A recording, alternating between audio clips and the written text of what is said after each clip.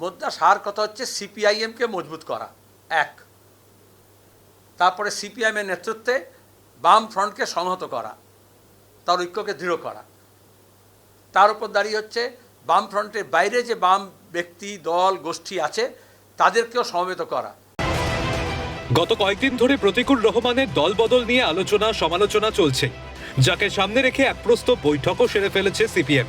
বিধানসভা নির্বাচনকে পাখির চোখ করে রণকৌশল সাজিয়েছে বামেরা।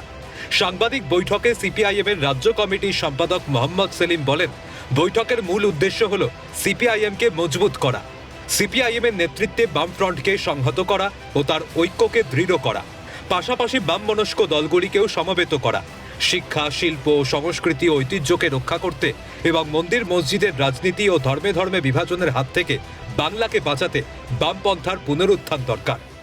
কারণ পশ্চিমবঙ্গকে বাঁচাতে, পশ্চিমবঙ্গের শিক্ষা সাহিত্য শিল্প সংস্কৃতি ইতিহাস ঐতিহ্য সম্প্রীতি রক্ষা করতে এবং যে লেফট ইকোসিস্টেম স্বাধীনতার আগে থেকে স্বাধীনতার পরে গড়ে উঠেছে, যাকে দক্ষিণপন্থার উত্থানের সঙ্গে সঙ্গে মন্দির মসজিদের রাজনীতি, হিন্দু মুসলমানের বিভাজন, বাংলাদেশি রোহিঙ্গিয়ার নাম করে আদিবাসী তপশিলি সংখ্যালঘু তারপরে মহিলাদের উপর নির্যাতন বাড়িয়ে একটা উত্তর ভারতীয় সাংস্কৃতিক রাজনীতি করার চেষ্টা করা হচ্ছে, রিলিজিয়াস প্রোটেকশন করার চেষ্টা হয়েছে গত কয়েকবার। সেই বাইনারিকে আমাদের ভাঙতে হবে।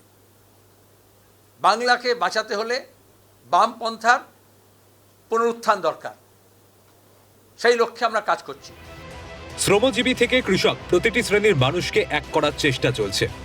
বেশিরভাগ জেলায় আসন রফা হয়ে গিয়েছে।